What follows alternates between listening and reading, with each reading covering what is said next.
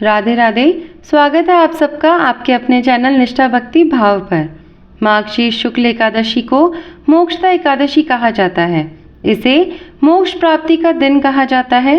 इस दिन भगवान कृष्ण ने अर्जुन को गीता का ज्ञान दिया था। इस दिन पूजा उपासना से व्यक्ति को मोक्ष की प्राप्ति होती है।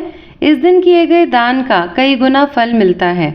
यह एकादशी साल की आखिरी एकादशी होगी और इस साल मोक्षदा एकादशी का व्रत 2 दिन तक रखा जाएगा, मतलब 22 दिसंबर और 23 दिसंबर को। आइए इसके कुछ नियम और पूजन विधि के बारे में जानते हैं। मोक्षदा एकादशी से एक दिन पहले की शाम सूर्यास्त के बाद आपको भोजन नहीं करना है। रात में भगवान का ध्यान करके ही सोएं, मंत्र का जाप करके सोएं। एकादशी का व्रत रख रहे हैं तो मन को शांत और स्थिर रखें। गुस्से या बदले की भावना मन में आपको नहीं लानी है। इस दिन भूलकर भी किसी की बुराई ना करें। मोक्षदा एकादशी के दिन भोजन ग्रहण नहीं करना है। शाम की पूजा के बाद आप फल खा सकते हैं। मोक्षदा एकादशी का व्रत ना भी रखा हो तो कम से कम आपको आज के दिन चावल से परहेज करना है। इस दिन रात के समय जागरण जरूर करें, भजन कीर्तन करें। फिर द्वादशी के दिन ब्राह्मणों को भोजन करवाने के बाद ही आपको भोजन ग्रहण करना है। इस दिन आपको सबसे पहले सुबह ही स्नान करके सूर्य देवता को अर्घ्य देना है। इसके बाद पीले कपड़े पहनकर भगवान कृष्ण की पूजा करनी है। श्री कृष्ण को पीले फूल, पंचामृत और तुलसी दल अर्पित करें। इसके बाद भगवान कृष्ण के मंत्रों का जाप करें या फिर गीता का पाठ करें।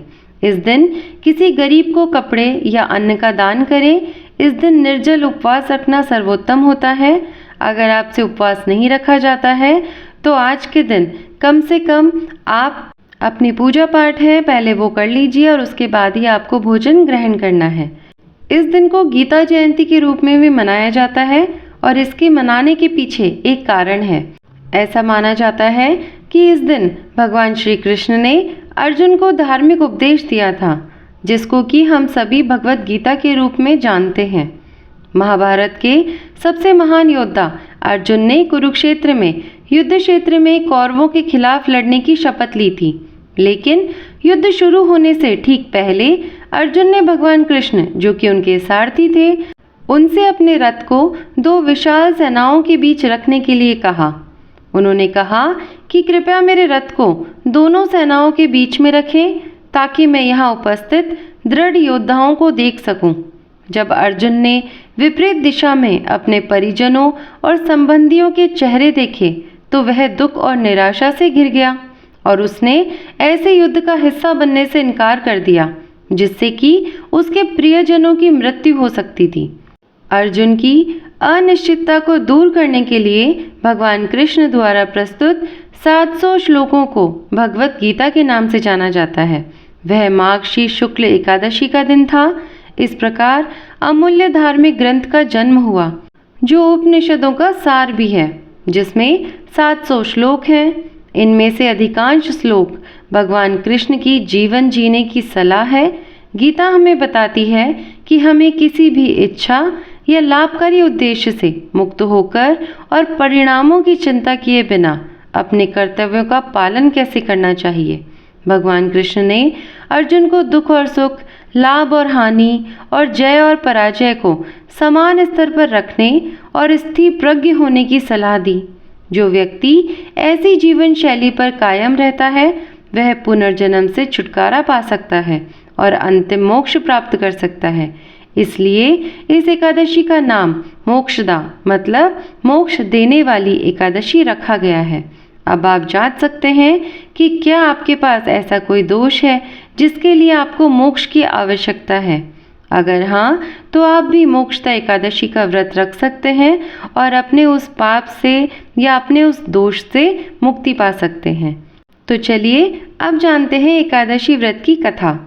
मोक्षदा एकादशी का उल्लेख सबसे पहले श्री कृष्ण और राजा युधिष्ठिर के बीच हुए वार्तालाप में हुआ था।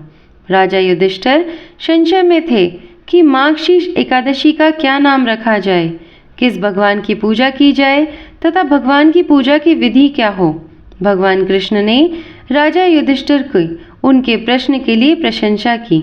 उन्होंने बताया कि मार्गशीर्ष शुक्ल एकादशी का तात्पर्य पापों का नाश करने वाली है और इसे मोक्षदा एकादशी कथा कहा जाना चाहिए। इस दिन भगवान विष्णु की पूजा फूल, तुलसी, घी और अगरबत्ती से करनी चाहिए। उन्होंने इन्हें पुराणों में मोक्षदा एकादशी के संदर्भ में वर्णित एक कहानी भी सुनाई। गोकुल नाम के नगर में वैखानस नामक राजा राज्य करता था। उसके राज्य में चारों वेदों के ज्ञाता ब्राह्मण रहते थे। वह राजा अपनी प्रजा का पुत्रवत पालन करता था। एक बार रात्रि में राजा ने एक स्वप्न देखा कि उसके पिता नरक में हैं। उसे बड़ा आश्चर्य हुआ। प्रातःकाल वह विद्वान ब्राह्मणों के पास गया और अपना स्वप्न सुनाया। उसने कहा कि मैंने अपने पिता को नरक में कष्ट उठाते देखा है। उन्होंने मुझसे कहा कि हे पुत्र, मैं नरक में पड़ा हूँ, यहाँ से तुम मुझे मुक्त कराओ। जब से मैंने ये वचन सुने हैं तब से मैं बहुत बेचैन हूँ। चित्त में बड़ी अशांति हो रही है। मुझे इस राज्य, धन, पुत्र, स्त्री, हाथी, घोड़े आदि में कुछ भी सुख प्रतीत नहीं होता। राजा ने कहा, हे ब्राह्मण देवताओं, इस दुख के कारण मेरा सारा शरीर जल रहा है। अब आप कृपा करके कोई तप, दान, व्रत आदि ऐसा उपाय बताइए जिससे मेरे पिता को मुक्ति मिल जाए। उस पुत्र का जीवन व्यर्थ है जो अपने माता पिता का उद्धार ना कर सके। एक उत्तम पुत्र जो अपने माता पिता तथा पूर्वजों का उद्धार करता है, वह 1000 मूर्ख पुत्रों से अच्छा है। जैसे एक चंद्रमा सारे जगत में प्रकाश देता है, परंतु हजारों तारे नहीं दे सकते। ब्राह्मणों ने कहा, हे राजन, यहाँ पास ही भूत, भविष्य, वर्तमान के ज्ञाता पर्वत ऋषि का आश्रम है। आपकी समस्या का हल वे जरूर करेंगे। ऐसा सुनकर राजा मुनि के आश्रम पर गया। उस आश्रम में अनेक शांत चित्त योगी और मुनि तपस्या कर रहे थे। उसी जगह पर्वत मुनि बैठे थे। राजा ने मुनि को साष्टांग दंडवत किया।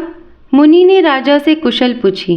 राजा ने कहा कि महाराज, आपकी कृपा से मेरे राज्य में सब कुशल है, लेकिन अकस्मात मेरे चित्त में अत्यंत अशांति होने लगी है।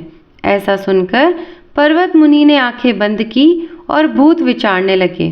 फिर बोले, हे राजन, मैंने योग के बल से तुम्हारे पिता के कुकर्मों को जान लिया है। उन्होंने पूर्व जन्म में कामातुर होकर एक पत्नी को रति दी, किंतु सौत के कहने पर दूसरी पत्नी को ऋतुदान मांगने पर भी नहीं दिया।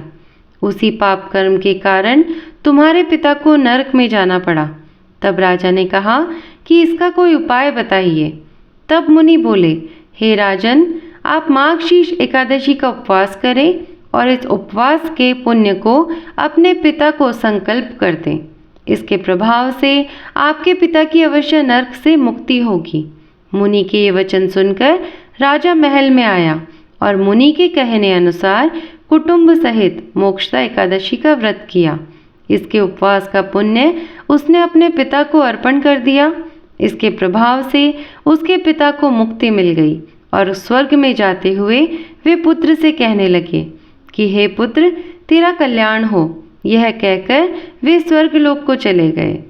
माघशीर्ष माह की शुक्ल पक्ष की मोक्षदा एकादशी का जो व्रत करते हैं, उनके समस्त पाप नष्ट हो जाते हैं। इस व्रत से बढ़कर मोक्ष देने वाला और कोई व्रत नहीं है। यह धनुर्मास की एकादशी कहलाती है। अतः इस एकादशी का महत्व कई गुना और भी बढ़ जाता है। इस दिन से गीता पाठ का अनुष्ठान प्रारंभ करें तथा प्रतिदिन थोड़ी देर गीता अवश्य पढ़ें। आइए अब जानते हैं कि आपको एकादशी के दिन पर कौन सी चीज़ों का सेवन नहीं करना है। सबसे पहली बात, आपको उन चीज़ों को खाने से बचना है जिसके लिए किसी जीव जंतु की हत्या की गई हो, यानी कि कंद वाली चीज़ों का सेवन करें, फल खाएं, पर प्याज, लहसुन जैसी तामसिक भोजन करने से बचें। साथ ही मसूर की दाल, चावल और बैंगन को खाने से बचें। विष्णु पुराण के अनुसार अगर आपके अंदर विष्णु भक्ति है तो आप इस दिन को अपने लिए वैकुंठ का 11वां दिन बना सकते हैं। इसके लिए आपको इस दिन व्रत रखना है, बुराइयों से बचना है और भगवान विष्णु की पूजा करनी है। इसके अलावा आप इस एकादशी का व्रत वैसे ही कर सकते हैं जैसे कि आप बाकी एकादशी का व्रत करते हैं। साथ ही इस दिन विष्णु भगवान की छवि को याद करते हुए उनके मंत्रों का जाप करें और कथा सुनें। माना जाता है कि सच्चे मन से इस व्रत को करने वाले लोग खुद को वैकुंठ के द्वार पर देखते हैं। तो चलिए अब बात करते हैं कि मोक्षदा एकादशी कौन सी तिथि को मनाई जाएगी, क्योंकि इस बार एकादशी 2 तिथियों को पड़ रही है, 22 दिसंबर और 23 दिसंबर को। तो सभी के मन में यह संशय बना हुआ है कि हमें व्रत किस दिन करना है। दरअसल ये संशय इसलिए हो रहा है क्योंकि 22 दिसंबर को सूर्योदय के बाद एकादशी तिथि शुरू हो रही है और अगले दिन यानी 23 दिसंबर को सूर्योदय के बाद समाप्त हो रही है। ऐसे में उदया तिथि को मनाने वालों के लिए एकादशी तिथि नहीं मिल रही है। कुछ लोग 22 दिसंबर को एकादशी मना रहे हैं तो कुछ लोग 23 दिसंबर को भी मना रहे हैं। दरअसल सूर्योदय के समय जो तिथि रहती है उसे उदया तिथि कहते हैं, वही पूरे दिन मान्य होती है। इसके अलावा अपने अपने पंचांग द्वारा बताई गई तिथि पर भी ये व्रत किया जा सकता है। पंचांग के अनुसार एकादशी तिथि 22 दिसंबर 2023 के दिन शुक्रवार की सुबह 8:16 से प्रारंभ हो जाएगी और 23 दिसंबर 2023 के दिन शनिवार की सुबह 7:12 पर समाप्त हो जाएगी। गृहस्थ और शैव संप्रदाय के जो लोग हैं वह 22 दिसंबर को मोक्षदा एकादशी का व्रत रखेंगे। वहीं वैष्णव संप्रदाय या इस्कॉन वाले जो लोग हैं वो 23 दिसंबर को मोक्षदा एकादशी का व्रत रखेंगे। इस दिन शिव योग भी बन रहा है। अगर हम बात करते हैं कि 22 दिसंबर को एकादशी व्रत रखने वाले लोगों के लिए पारण करने का समय क्या रहेगा, तो वह रहेगा 23 दिसंबर की दोपहर 1:22 से 3:26 तक का समय। वहीं जो लोग 23 दिसंबर को एकादशी का व्रत रखने वाले हैं उनके लिए पारण का समय रहेगा 24 दिसंबर की सुबह 7:11 से 9:15 तक। अब बात करते हैं कि हमें व्रत किस दिन करना चाहिए जिससे कि हमें ज़्यादा शुभ फल प्राप्त हो सके। तो देखिए, जो 22 दिसंबर वाली जो एकादशी है वह दशमी तिथि युक्त एकादशी होगी, जिसको कि गृहस्थ जीवन वाले लोग कर सकते हैं, उसका आपको शुभ फल मिलेगा। और जो 23 दिसंबर वाली एकादशी है वह द्वादशी तिथि युक्त एकादशी होगी, जिसको कि ज़्यादातर वैष्णव धर्म वाले लोग करते हैं या फिर जो इस्कॉन से संबंधित लोग हैं वह करते हैं।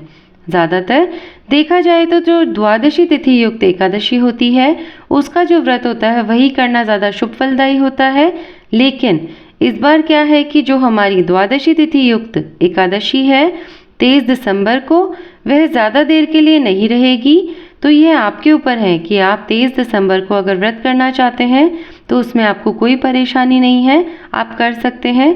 लेकिन जो एकादशी का समय रहेगा वह उस दिन कम रहेगा।